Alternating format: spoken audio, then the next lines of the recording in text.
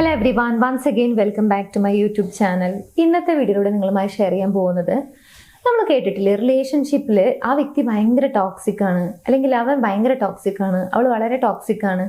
ഇങ്ങനെ നമ്മൾ ടോക്സിക് ആണ് എന്ന് പറയല്ലേ. പക്ഷെ എന്തുകൊണ്ടാണ് ഒരു റിലേഷൻഷിപ്പ് അങ്ങനെ ടോക്സിക് ആയി മാറുന്നത്, അല്ലെങ്കിൽ ഒരു പേഴ്സൺ അങ്ങനെ ടോക്സിക് ആയി മാറുന്നത് എന്ന് ചിന്തിച്ചിട്ടുണ്ടോ? അതിന് കുറച്ച് റീസൺസ് ഉണ്ട്. ഒരു പക്ഷെ തുടക്കത്തിൽ നല്ല റിലേഷൻഷിപ്പ് ആയിരിക്കും, ഹെൽത്തി ആയിട്ടുള്ള റിലേഷൻഷിപ്പ് ആയിരിക്കും. പക്ഷെ പല പ്രവൃത്തികളും അറിയാതെ ചെയ്യുന്നതായിരിക്കാം. പക്ഷെ അത് കണ്ടിന്യൂസ് ആയിട്ട് ചെയ്യുന്ന സമയത്ത് ആ ഒരു റിലേഷൻഷിപ്പ് പതിയെ ടോക്സിക് ആയി മാറുകയാണ്. സോ അങ്ങനെ ടോക്സിക് ആയി മാറാൻ ലീഡ് ചെയ്യുന്ന കുറച്ച് കാര്യങ്ങളുണ്ട്, അതിലേക്ക് നയിക്കുന്ന കുറച്ച് കാര്യങ്ങളുണ്ട്. അതൊന്ന് നമുക്ക് നോക്കാം. ഒന്നാമത്തെ ഏറ്റവും ഇമ്പോർട്ടൻ്റ് ആയിട്ടുള്ള ഒരു കാര്യമാണ് സംസാരം കുറയുന്നു എന്നുള്ളത്, അല്ലെങ്കിൽ പുവർ ആയിട്ടുള്ള കമ്മ്യൂണിക്കേഷൻ.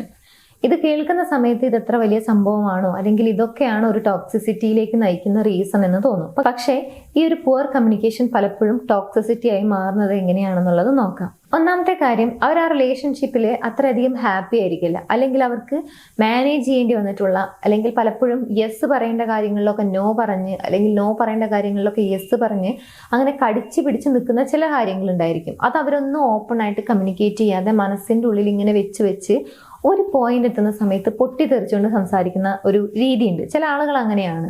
ഇങ്ങനെ ചെയ്യുന്ന സമയത്ത് ഓപ്പോസിറ്റ് നിൽക്കുന്ന വ്യക്തി തന്നെ അത്ഭുതപ്പെടും, ഇത്രയൊക്കെ പ്രശ്നങ്ങൾ ഉണ്ടായിരുന്നു, അല്ലെങ്കിൽ ഇതൊന്നും സംസാരിച്ചില്ലല്ലോ എന്നുള്ളത്. സോ അവിടെ കമ്മ്യൂണിക്കേഷൻ കറക്റ്റായിട്ട് നടക്കുന്നില്ല എന്നുള്ളത് വേണം മനസ്സിലാക്കാൻ. ഒരുപക്ഷെ ആ വ്യക്തിക്ക് തുറന്ന് പറയാൻ പറ്റാത്തതിൻ്റെ കുറേ കാര്യങ്ങളുണ്ടായിരിക്കും. ഓപ്പോസിറ്റ് നിൽക്കുന്ന വ്യക്തിക്ക് അത് മനസ്സിലാക്കാൻ കഴിയാത്തതിൻ്റെ കാര്യങ്ങളും ഉണ്ടായിരിക്കും. രണ്ടാണെങ്കിലും അവിടെ സംസാരം കുറയുന്നു, അല്ലെങ്കിൽ ഒരു പുവർ ആയിട്ടുള്ള കമ്മ്യൂണിക്കേഷൻ ആണ് നടന്നത് എന്നുള്ളത് മനസ്സിലാക്കാം. ഇനി ഇതേപോലെ തന്നെ പ്രോപ്പറായിട്ട് കമ്മ്യൂണിക്കേറ്റ് ചെയ്യുന്നതിലുള്ള ഒരു പ്രോബ്ലം എന്ന് പറയുന്നത്, സ്കോർ ചെയ്യുന്നതിന് വേണ്ടിയിട്ട് സംസാരിക്കുന്ന ഒരു രീതിയുണ്ട്. അതായത്, ഞാനത് ചെയ്തില്ലേ അപ്പൊ നീ ഇത് ചെയ്യണം, അല്ലെങ്കിൽ ഞാനത് ചെയ്യാം നീ ഇത് ചെയ്യുക, അല്ലെങ്കിൽ ഞാനാണ് അതൊക്കെ ചെയ്തത് അപ്പൊ നീ ഇതാണ് ഇതൊക്കെ ചെയ്യേണ്ടത്. ഇങ്ങനെ സ്കോർ ചെയ്യുന്നതിന് വേണ്ടിയിട്ട്, അല്ലെങ്കിൽ ഒരു ട്രാൻസാക്ഷണൽ എന്നുള്ള രീതിയിലാണ് നിങ്ങൾ കമ്മ്യൂണിക്കേറ്റ് ചെയ്യുന്നത് എന്നുണ്ടെങ്കിൽ സ്വാഭാവികമായിട്ടും അതും ഒരു പുവർ ആയിട്ടുള്ള ഒരു കമ്മ്യൂണിക്കേഷനാണ്. കാരണം ഒരു ലവ് എന്നുള്ളൊരു ഫാക്ടർ അവിടെ കാണാൻ കഴിയില്ല, ലൈക്ക് എക്സ്പീരിയൻസ് ചെയ്യാൻ കഴിയില്ല. അവരെപ്പോഴും എന്ത് പറഞ്ഞു കഴിഞ്ഞാലും അതിനൊരു കാര്യം ഉണ്ടായിരിക്കുക, അല്ലെങ്കിൽ അത് നീ ചെയ്ത് ഞാൻ ചെയ്യാം, അങ്ങനെയുള്ളൊരു ട്രാൻസാക്ഷണൽ രീതിയിലാണ് സംസാരം കൂടുതലും എന്നുള്ളൊരു തോന്നലുണ്ടായിരിക്കും. ഇനി ഇതേപോലെയുള്ള മറ്റൊരു കാര്യമാണ് ഡിഫെൻസീവായിട്ട് സംസാരിക്കുക എന്നുള്ളത്. ഓപ്പോസിറ്റ് നിൽക്കുന്ന വ്യക്തി, അല്ലെങ്കിൽ നിങ്ങൾ ഒരു സംസാരം തുടങ്ങുന്നു, എന്തെങ്കിലും ഒരു കാര്യത്തെക്കുറിച്ച് സംസാരിക്കുന്നു, ഞാൻ ആ കാര്യം മനസ്സിലാക്കാൻ വേണ്ടിയിട്ട് ലിസൺ ചെയ്യുന്നതും അവരെന്ത് പറഞ്ഞു കഴിഞ്ഞാലും ഞാൻ അതിനെ ഡിഫെൻഡ് ചെയ്യും എന്നുള്ളൊരു ആറ്റിറ്റ്യൂഡിൽ കേൾക്കുന്നതിലും തമ്മിൽ ഒരുപാട് ഡിഫറൻസ് ഉണ്ട്.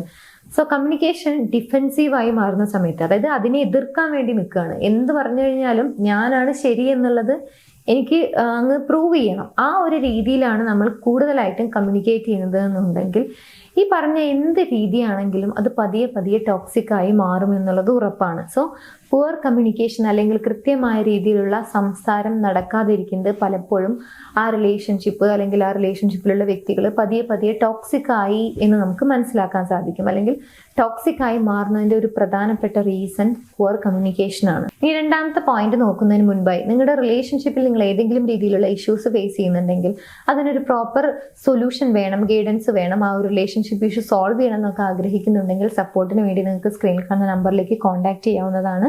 നിങ്ങളുടെ ഇഷ്യൂ എന്താണെന്നുള്ളത് കൃത്യമായിട്ട് കമ്മ്യൂണിക്കേറ്റ് ചെയ്യുക, തീർച്ചയായിട്ടും നിങ്ങൾക്ക് ഹെൽപ്പ് കിട്ടും. ഇനി രണ്ടാമത്തെ ഒരു റീസൺ ആണ് ബ്രോക്കൺ ആയിട്ടുള്ള ബൗണ്ടറീസ് സെറ്റ് ചെയ്യുന്നു എന്നുള്ളത്. അതായത് ഈ ബൗണ്ടറീസ് ഒക്കെ ഒരു വ്യക്തിക്ക് ബാധകമാണ്, ഒരു വ്യക്തിക്ക് അതൊന്നും ബാധകമല്ല. ഇങ്ങനെയാണ് ബൗണ്ടറീസ് സെറ്റ് ചെയ്യുന്നത് എന്നുണ്ടെങ്കിൽ അവിടെയും ടോക്സിസിറ്റിയിലേക്ക് വളരെയധികം ഈസി ആയിട്ട് നടന്നു നീങ്ങിക്കൊണ്ടിരിക്കുകയാണെന്ന് മനസ്സിലാക്കാം. ഒരു ഉദാഹരണം വഴി നമുക്ക് നോക്കാം. ഒരു വ്യക്തി പറയുകയാണ്, എനിക്ക് നിന്നോട് ഞാൻ വളരെയധികം നിന്നെ സ്നേഹിക്കുന്നുണ്ട്, എനിക്ക് വളരെയധികം കെയറിങ് ഉണ്ട്, അല്ലെങ്കിൽ ഞാൻ നിന്നെക്കുറിച്ച് അത്രയധികം കൺസേൺഡ് ആണ് എന്നൊക്കെ പറഞ്ഞ് കെയർ എന്നുള്ളൊരു ലേബലിൽ അവരെ കൺട്രോൾ ചെയ്യാൻ വേണ്ടിയിട്ട് തുടങ്ങുകയാണെന്ന് വിചാരിക്കുക. എപ്പോൾ എവിടെ പോകണം, എങ്ങനെ പോകണം, ആരോട് സംസാരിക്കാൻ പാടില്ല, അല്ലെങ്കിൽ അവരുടെ മൊബൈൽ ഫോണൊക്കെ ചെക്ക് ചെയ്യുക, ഇങ്ങനെയുള്ള കെയറിങ് ആണ് എന്ന പേരിൽ ഓപ്പോസിറ്റ് നിൽക്കുന്ന വ്യക്തിയെ കംപ്ലീറ്റ് ആയിട്ട് കൺട്രോൾ ചെയ്യുന്നുണ്ടെങ്കിൽ അതൊരു ബ്രോക്കൺ ബൗണ്ടറീസിൽ പെട്ട ഒരു കാര്യമാണ്. അതുപോലെ തന്നെ ഒരു വ്യക്തിക്ക് പ്രൈവസി ഒക്കെ ബാധകമാണ്, ഓപ്പോസിറ്റ് നിൽക്കുന്ന വ്യക്തിക്ക് അതിൻ്റെ ഒന്നും ആവശ്യമില്ല എന്നൊരു രീതിയിലുള്ള ഒരു ആറ്റിറ്റ്യൂഡ്. സോ ഈ രീതിയിലാണ് നിങ്ങൾ ആ റിലേഷൻഷിപ്പിൽ സ്റ്റേ ചെയ്യുന്നത് എന്നുണ്ടെങ്കിൽ, അത് ഏത് വ്യക്തിയായിക്കൊള്ളട്ടെ, നിങ്ങളായിക്കൊള്ളട്ടെ, നിങ്ങളുടെ പാർട്ട്ണർ ആയിക്കൊള്ളട്ടെ, ഇങ്ങനെയാണ് നിങ്ങൾ ആ റിലേഷൻഷിപ്പിൽ സ്റ്റേ ചെയ്യുന്നത് എന്നുണ്ടെങ്കിൽ അതാണ് ടോക്സിസിറ്റിയിലേക്ക് എത്തിക്കുന്ന മറ്റൊരു റീസൺ. ഇനി മൂന്നാമത്തെ ഒരു റീസൺ ആണ് അൺറിസോൾവ്ഡ് ആയിട്ടുള്ള ട്രോമ, അല്ലെങ്കിൽ പാസ്റ്റിൽ എന്തെങ്കിലും എക്സ്പീരിയൻസ്, പാസ്റ്റിൽ ഉണ്ടായിട്ടുള്ള ബാഡ് ഇൻസിഡന്റ്, അതൊക്കെ നിങ്ങളുടെ ഉള്ളിൽ ഇപ്പോഴും കിടക്കുന്നുണ്ടെങ്കിൽ അതാണ് പലപ്പോഴും ഈ ടോക്സിസിറ്റിയിലേക്ക് എത്തിക്കുന്ന മൂന്നാമത്തെ ഒരു റീസൺ. ഫോർ എക്സാമ്പിൾ, നിങ്ങൾക്ക് ഇതിനു മുമ്പ് ഒരു ബ്രേക്കപ്പ് നേരിടേണ്ടി വന്നിട്ടുണ്ട്, അല്ലെങ്കിൽ ഒരു ട്രസ്റ്റ് ഇഷ്യൂ നേരിടേണ്ടി വന്നിട്ടുണ്ടെങ്കിലൊക്കെ ഇപ്പോഴും അതിൽ നിന്നും കംപ്ലീറ്റ് ആയിട്ട് നിങ്ങൾ ഹീൽ ആയിട്ടില്ല, റിക്കവർ ആയിട്ടില്ല എന്നുണ്ടെങ്കിൽ നിലവിലുള്ള റിലേഷൻഷിപ്പിലും അതിൻ്റെ ചില കാര്യങ്ങളൊക്കെ വരാനുള്ള സാധ്യതയുണ്ട്. അങ്ങനെയാവുന്ന സമയത്ത് അതും പതിയെ ടോക്സിസിറ്റിയിലേക്ക് ലീഡ് ചെയ്യും. നെക്സ്റ്റ് ഇമ്പോർട്ടൻ്റ് ആയിട്ടുള്ള ഒരു റീസൺ ആണ് പവർ ഇംബാലൻസ് എന്ന് പറയുന്നത്. അതായത് ഒരു വ്യക്തിക്ക് മാത്രമാണ് കംപ്ലീറ്റ് ആയിട്ടുള്ള പവർ, ഓപ്പോസിറ്റ് നിൽക്കുന്ന വ്യക്തിക്ക് യാതൊരു പവറും ഇല്ല. അതായത് ഒരു വ്യക്തി മാത്രമാണ് അവരുടെ ലൈഫിലെ എല്ലാ ഡെസിഷൻസും എടുക്കുന്നത്, അവരുടെ കയ്യിലാണ് കംപ്ലീറ്റ് ഫിനാൻഷ്യൽ കൺട്രോള്, അല്ലെങ്കിൽ എപ്പോൾ എങ്ങനെ എന്നുള്ള കാര്യങ്ങളൊക്കെ ഡിസൈഡ് ചെയ്യാനുള്ള ഒരു ഫ്രീഡം ഒരു വ്യക്തിക്ക് മാത്രമാണെന്ന് വിചാരിക്കുക. അങ്ങനെയാവുന്ന സമയത്ത് ഓപ്പോസിറ്റ് നിൽക്കുന്ന വ്യക്തിക്ക് വളരെയധികം പവർലെസ് ആയിട്ടും, അല്ലെങ്കിൽ ഒരു വോയിസ് ഇല്ലാത്ത രീതിയിലാണ് അവർക്ക് ഫീൽ ചെയ്യുക. ഇങ്ങനെ ഒരു വ്യക്തിക്ക് മാത്രമാണ് പവർ ഉള്ളത്, ഓപ്പോസിറ്റ് നിൽക്കുന്ന വ്യക്തിക്ക് യാതൊരു പവറും ഇല്ല എന്ന രീതിയിലാണ് ലൈഫ് മുന്നോട്ട് പോകുന്നത് എന്നുണ്ടെങ്കിൽ അവിടെയും ടോക്സിസിറ്റിക്കുള്ള സാധ്യത വളരെയധികം കൂടുതലാണ്. ആൻഡ് ഫൈനലി, എക്സ്റ്റേണൽ ആയിട്ടുള്ള ഒരുപാട് കാര്യങ്ങളുണ്ടായിരിക്കും. ഫോർ എക്സാമ്പിൾ, ഇപ്പോൾ ഒരു കാര്യത്തിൽ സ്ട്രെസ് വരികയാണ്, ലൈഫിൽ ഒരു ചാലഞ്ച് നേരിടേണ്ടി വരികയാണെന്ന് വിചാരിക്കുക.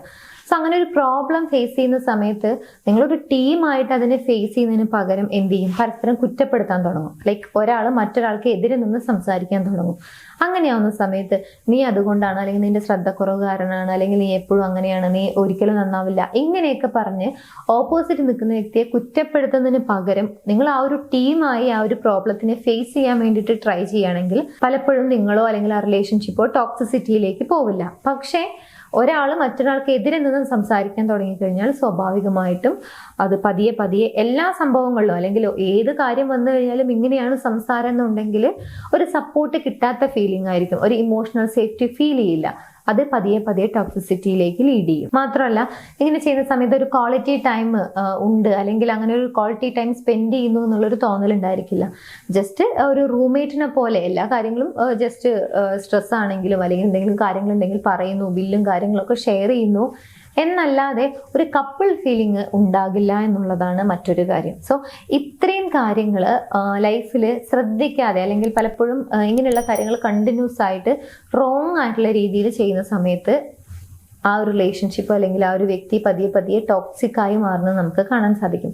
അവൻ അല്ലെങ്കിൽ അവൾ ടോക്സിക് ആയി ബിഹേവ് ചെയ്യുന്നു എന്ന് പറയാൻ കുറെ കൂടി എളുപ്പമാണ്. പക്ഷെ എങ്ങനെ ടോക്സിക് ആവുന്നു എന്നുള്ളതിന്റെ ഒരു കൃത്യമായിട്ടുള്ള ഒരു കാര്യമാണ് നിങ്ങൾക്ക് ഈ ഒരു വീഡിയോയിലൂടെ ഷെയർ ചെയ്ത് തന്നത്. ഈ വീഡിയോ നിങ്ങൾക്ക് യൂസ്ഫുൾ ആണെങ്കിൽ മറ്റുള്ള ആളുകളിലേക്ക് ഷെയർ ചെയ്യാൻ മറക്കരുത്. എന്റെ യൂട്യൂബ് ചാനൽ നിങ്ങൾ ആദ്യമായാണ് കാണുന്നത് എന്നുണ്ടെങ്കിൽ, പുതിയ വീഡിയോസ് കാണാൻ താല്പര്യം ഉണ്ടെങ്കിൽ ചാനൽ സബ്സ്ക്രൈബ് ചെയ്യാനും മറക്കരുത്. എനിവേസ്, നമുക്ക് മറ്റൊരു വീഡിയോയിൽ കാണാം. താങ്ക്